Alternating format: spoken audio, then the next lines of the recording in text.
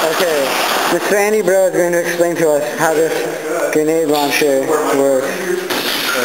This is a C-15 shell, 24 rounds that goes here. You disarm it with the safety, and then you fire at your target. Fire at your target.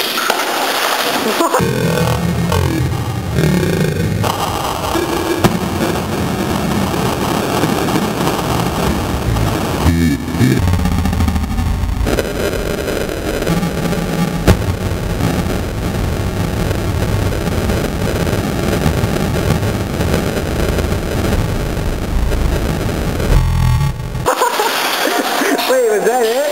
That. You load the next shell by dropping the other one out. Throw the next one in. You fire at the target. And you keep shooting, stupid target. The target is dead. And that's how it works.